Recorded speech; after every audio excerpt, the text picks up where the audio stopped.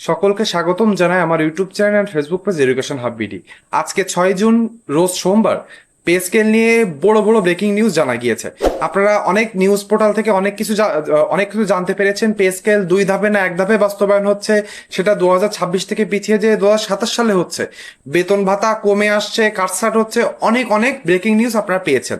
এই ভিডিওটি দেখলে আপনি আজকে সকল নিউজের সারাংশ জানতে পারবেন। তাই বলবো ভিডিওটি টানবেন না।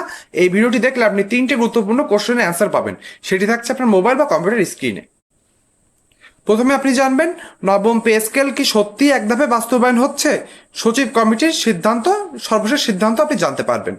2 নম্বরে থাকবে 1 থেকে 20তম গ্রেডে চূড়ান্ত বেতন কত শতাংশ বাড়তে পারে।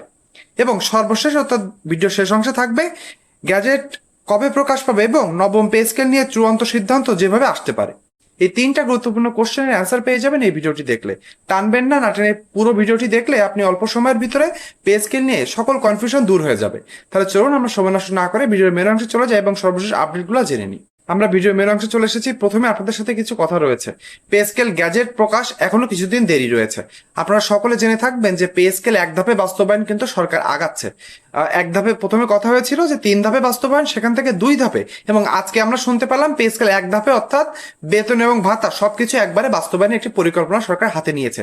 সেখানে বলা হচ্ছে 2026 সালের জুলাই থেকে না হয়ে 2027 সালের জুলাই থেকে বেতন এবং ভাতা সহ সকল সুযোগ সুবিধা দেওয়ার কথা তারা জানিয়েছে। কেন এমন কথা হয়েছে এবং সর্বশেষ কি আপডেট রয়েছে সেটা জানবেন আপনি এই ভিডিওটিতে। প্রথমে বলা হয়েছে যে পে স্কেলের সর্বশেষ সিদ্ধান্ত কি এসেছে সেটা আমরা এক নজরে জেনে নিব। বলা হয়েছে সরকারের নবম পে স্কেল 2 ধাপে নয় বরং 1 ধাপে বাস্তবায়নের সিদ্ধান্তের দিকে আগাচ্ছে। পরিকল্পনা অনুযায়ী নতুন বেতন কাঠামো 2026-27 অর্থ বছর থেকে একসঙ্গে কার্যকর করার বিষয়টি বিবেচনায় রয়েছে। তারপরে আপনি বুঝতে পেরেছেন যে যেটা আমরা জেনেছিলাম 2 ধাপে, প্রথম ধাপে সরকারি চাকরিজীবীদের বর্ধিত বেতনের বেসিকের 100% এবং পরের অর্থ বছরে বাদ বাকি সুযোগ সুবিধা, সেখান থেকে সরকার সরে এসে এই জুলাই থেকে কোনো সুযোগ সুবিধা না দিয়ে পরের অর্থ বছরে অর্থাৎ 2027-28 অর্থ বছরে 2027 সালের জুলাই থেকে বেতন এবং ভাতা একবারে বাস্তবায়ন করবে। আপনি বলতে পারেন কেন তাহলে এমন করা হচ্ছে? এখানে বলা হয়েছে 1 ধাপে বাস্তবায়নের অন্যতম কারণ হলো আইব্যাস প্লাস প্লাস সিস্টেমে বেতন কাঠামো সমন্বয়ের জটিলতা এড়ানো। 2 ধাপে বেতন কাঠামো পরিবর্তন করলে সফটওয়্যার ও প্রশাসনিক ব্যবস্থাপনায় অতিরিক্ত জটিলতা তৈরি হতে পারে। এখানে তারা বলতে চাচ্ছে যে আইবাস প্লাস প্লাসে যেহেতু সরকারি চাকরিজীবীদের বেতন একভাবে হচ্ছে সফটওয়্যারের মাধ্যমে এসে থাকে, এখন আপনার বেতন এই বছর থেকে বাড়বে, এই অর্থ বছর থেকে বাড়বে, কিন্তু আপনি ভাতা পাবেন আগের অর্থ বছরের। এই জটিল হিসাব করতে এবং সফটওয়্যার পরিবর্তন করতে সরকারের একটা জটিলতার সৃষ্টি হবে। সেই জটিলতা এড়াতে সরকার এই হচ্ছে 1 ধাপে পে স্কেল বাস্তবায়নের দিকে আগাতে পারে। বলা হয়েছে সরকারের বিবেচনায় 2 ধাপে বাস্তবায়ন হলে ব্যয় বৃদ্ধি, প্রশাসনিক জটিলতা ও সরকারি চাকরিজীবীদের মধ্যে অসন্তোষ সৃষ্টি হওয়ার আশঙ্কা রয়েছে। তাই একবারে বাস্তবায়নের দিকে গুরুত্ব দেওয়া হচ্ছে। এখানে আমরা সরকারি চাকরিজীবীরা স্পষ্ট করে একটা কথা বলতে চাই, আমরা দীর্ঘ 11 বছর ধরে পে স্কেল পাই না। আমরা এই 11 বছরের দুঃখ দুর্দশা, বৈষম্য এবং নানা আন্দোলনের পর পে স্কেলের মুখ দেখতে চলেছি 2026 সালের জুলাই থেকে। এখন সরকার যদি কোনো উপায় বা ছলচাতুরি দেখিয়ে এই পে স্কেলটা পিছিয়ে নিয়ে যাওয়ার চেষ্টা করে, সরকারি চাকরিজীবীরা সেটা কোনোভাবে মেনে নিবে না। সরকারের কাছে স্পষ্ট বার্তা থাকবে এটি, জুলাই থেকে পে স্কেল বাস্তবায়ন করতে হবে। এর অন্যথা হলে সরকারি চাকরিজীবীরা কিন্তু কোনোভাবে এটি মেনে নেবে না। সরকারি চাকরিজীবীদের এই পে স্কেল দিব বলে সরকারি চাকরিজীবীদের হাতে মূলা ঝুলিয়ে দেয়া বা শুভঙ্করের ফাঁকিতে রূপান্তর করা পে স্কেলটি, এটা কোনোভাবে সরকারি চাকরিজীবীরা মানবে না। আপনি যদি আমার সাথে একমত থাকেন এবং আপনি যদি মানেন যে সরকার জুলাই থেকে পে স্কেল বাস্তবায়ন না করলে সরকারি চাকরিজীবীরা আবার মাঠে নামতে বাধ্য হবে, তাহলে অবশ্যই কমেন্ট বক্সে লিখে জানাবেন। আমরা এবার চলে আসি পরের অংশে। ভিডিওর এই অংশে এসে আপনি এখানে একটি ছবি দেখতে পাচ্ছেন, যেখানে বলা হয়েছে আজকের এই আমার ইউটিউব চ্যানেল থেকে যারা ভিডিও দেখে থাকেন তার প্রায় 80% মানুষ আমার ইউটিউব চ্যানেলটিকে সাবস্ক্রাইব করেন না। আপনাদের নিজেদের সহযোদ্ধা এবং পে স্কেল নিয়ে অক্লান্ত পরিশ্রম করা একটি ইউটিউব চ্যানেলকে সাপোর্ট করতে হলে অবশ্যই আমার ইউটিউব চ্যানেলটি সাবস্ক্রাইব করে দিবেন। একটু খেয়াল করে দেখবেন, সাবস্ক্রাইব করে বেল আইকনটি টিপে দিলে সকল ভিডিও আপনার সামনে চলে যাবে। অন্যদিকে আপনি আরেকটি ছবি দেখতে পাচ্ছেন, যেখানে আমার ফেসবুক পেজের কথা বলা হয়েছে। ফেসবুক পেজ, গ্রুপ বা রিলস থেকে যারা ভিডিও দেখে থাকেন তার প্রায় 95% মানুষ আমার ফেসবুক পেজটিকে ফলো করেন না। আপনাদের কাছে আরেকবার অনুরোধ করবো, পে স্কেল সংক্রান্ত সত্য অথেন্টিক নিউজ পেতে আমার ফেসবুক পেজটি ফলো করতে ভুলবেন না। বলা হয়েছে যে সচিব কমিটির বৈঠকে পে কমিশনের সুপারিশ, আর্থিক প্রভাব, বাস্তবায়নের সময়সূচি এবং বেতন বৃদ্ধির হার এবং বিভিন্ন গ্রেডের মধ্যে ভারসাম্য বজায় রাখার বিষয়গুলো নিয়ে বিস্তারিত আলোচনা হওয়ার কথা রয়েছে। আপনাদেরকে স্পষ্ট একটা জিনিস জানিয়ে দিতে চাই, আজকে অর্থাৎ সোমবারে একটি সচিব কমিটির চূড়ান্ত বৈঠক হওয়ার কথা রয়েছে। সেখান থেকেই কিন্তু সর্বশেষ আমরা জানতে পারবো সচিব কমিটির বৈঠকের পরে কি কি আপডেট আমরা পেয়েছি। আপনারা সচিব কমিটির বৈঠক হয়ে যাওয়ার পরে সর্বশেষ আপডেট, বেতন ভাতা কত শতাংশ বাড়বে সেটি তো এই ভিডিওতে জানিয়ে দেবো, কিন্তু বেতন শতাংশ আসলে অঙ্কে কত দেখাবে, অর্থাৎ লেখায় কত দাঁড়াবে, 20,000, 25,000, 30,000, এটা কত দাঁড়াবে তার একটি হিসাব আসবে পরের ভিডিওতে। এর জন্য ভিডিওটি টানবেন না, ভিডিওটি না টেনে পুরো দেখবেন, সাথে সাথে ইউটিউব চ্যানেল এবং ফেসবুক পেজটি সাবস্ক্রাইব এবং ফলো করে রাখবেন। তাহলে সচিব কমিটি আপডেট যখনই আমি পরের ভিডিওতে দিব সেটি আপনি পেতে চাইলে আমার ইউটিউব চ্যানেলটি সাবস্ক্রাইব এবং ফেসবুক পেজটি ফলো করে রাখতে হবে। বলা হয়েছে অর্থ বিভাগের সূত্র অনুযায়ী পে কমিশনের মূল সুপারিশের তুলনায় বেতন বৃদ্ধির হার কিছুটা কমতে পারে, যাতে সরকারের আর্থিক সক্ষমতার সাথে সামঞ্জস্য করা যায়। যেটা আমি বারবার বলেছি আপনাদেরকে, বাংলাদেশে এই কয়টা যতগুলো হচ্ছে জাতীয় বেতন কমিশন গঠন করা হয়েছে তাদের সুপারিশ কিন্তু হুবহু বাস্তবায়ন করা হয়নি। সেখানে একটু কাটছাট করা হয়, নিম্নতম গ্রেডে কম কাটছাট করা হয়, কিন্তু উচ্চতর গ্রেড থেকে কিন্তু বেশ ভালো পরিমাণে অর্থ কাটছাট করা হয়, এভাবে পে স্কেল বাস্তবায়ন করা হয়। এবারও সেটি হবে। আমাদের জাতীয় বেতন কমিশন কর্তৃক যে চূড়ান্ত রিপোর্টটি রয়েছে সেটি থেকে কিন্তু কাটছাটের কথা রয়েছে। এমনও হতে পারে যে সকল 10 থেকে 20তম গ্রেডের সরকারি চাকরিজীবীদের কাটছাট তুলনামূলক কম হবে, কিন্তু 1 থেকে 9ম গ্রেডে সরকারি চাকরিজীবীদের কাটছাট কিন্তু বেশি পরিমাণে হতে চলেছে।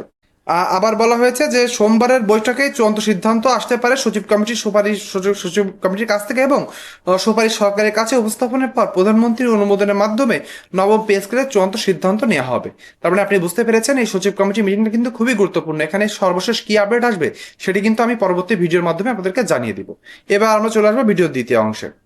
ভিডিওর দ্বিতীয় অংশে বলা হয়েছে 1 থেকে 20তম গ্রেডের বেতন কত শতাংশ বাড়বে, যেটা আপনাদের সকলের মনের কোশ্চেন, যে সচিব কমিটি তো বেতন কাটছাট করার পরে আমরা কতটুকু বেতন পেতে চলেছি।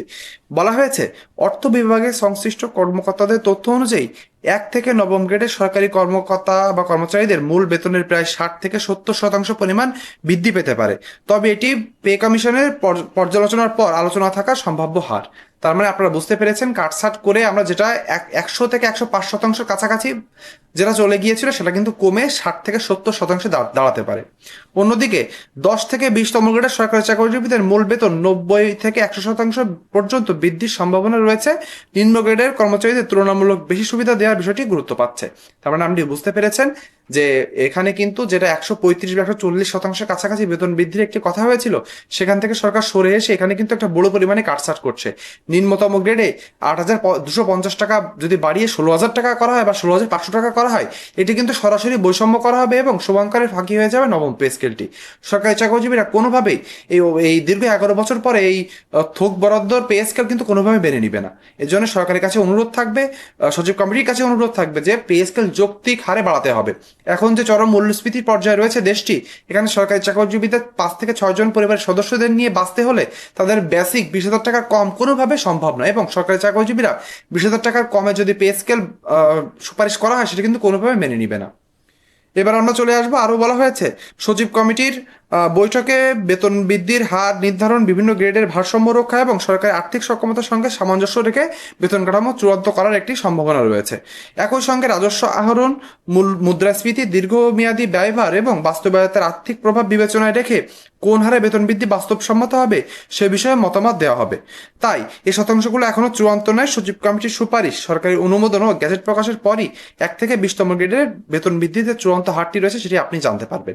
তার মানে অর্থ মন্ত্রণালয়ের সূত্র থেকে যে নিউজটি করা হয়েছে এটা বলা হচ্ছে সর্বশেষ সচিব কমিটি যখন মিটিংয়ে বসেছিলেন তখন তারা এই বিষয়ে এই হচ্ছে বেতন কাঠামো এই শতাংশ হারে বেতন কাঠামো বাস্তবায়নের একটি রূপরেখা দিয়েছে, কিন্তু যতক্ষণ পর্যন্ত গ্যাজেট প্রকাশ না পাবে ততক্ষণ পর্যন্ত কিন্তু কেউই এটা স্পষ্ট করে বলবে না। কিন্তু হচ্ছে আমাদের যে অর্থ মন্ত্রণালয়ের সূত্রে যেহেতু নিউজ করা হয়েছে এখানে কিন্তু সত্যতা অবশ্যই রয়েছে, এবং সরকারি চাকরিজীবীরা এই এত পরিমাণে বেতন কমিয়ে এনে পে স্কেল বাস্তবায়ন করলে এটি কোনোভাবে মেনে নিবে না, এটা আমরা স্পষ্ট করে জানিয়ে দিতে চাই। এবার আমরা চলে আসবো ভিডিওর শেষ অংশে। বলা হয়েছে গ্যাজেট কবে প্রকাশ পেতে পারে এবং চূড়ান্ত সিদ্ধান্ত কি আসতে পারে হচ্ছে আমাদের সচিব কমিটির বৈঠক থেকে। বলা হয়েছে বর্তমানে নবম পে স্কেলের সুপারিশ সচিব কমিটির পর্যালোচনাধীন রয়েছে। কমিটি বিভিন্ন আর্থিক, প্রশাসনিক ও নীতিগত বিষয়ে পর্যালোচনা করে সরকারের কাছে সুপারিশ জমা দেবে। সোমবার সচিব কমিটির বৈঠক পর্যালোচনার প্রক্রিয়া একটি গুরুত্বপূর্ণ ধাপ হলেও এই বৈঠকে চূড়ান্ত সিদ্ধান্ত আসার সম্ভাবনা কম বলে সংশ্লিষ্ট সূত্র জানিয়েছে। অর্থাৎ এই সচিব কমিটির বৈঠকে কার্যক্রম কিন্তু আরো পিছিয়ে দেওয়ার সম্ভাবনা রয়েছে, যেহেতু গ্যাজেট প্রকাশ পিছিয়ে যাচ্ছে। এজন্য দেখা যাবে সচিব কমিটি এই একটা মিটিং এ সর্বশেষ সিদ্ধান্ত না নিয়ে আরো সামনে কয়েকটি পরপর মিটিং করতে পারে, এটি কিন্তু জানানো যাচ্ছে। বলা হয়েছে কমিটির সুপারিশ সরকারের কাছে জমা দেওয়ার পর প্রধানমন্ত্রীর অনুমোদনের মাধ্যমে নবম পে স্কেল চূড়ান্ত সিদ্ধান্ত নেওয়া হবে।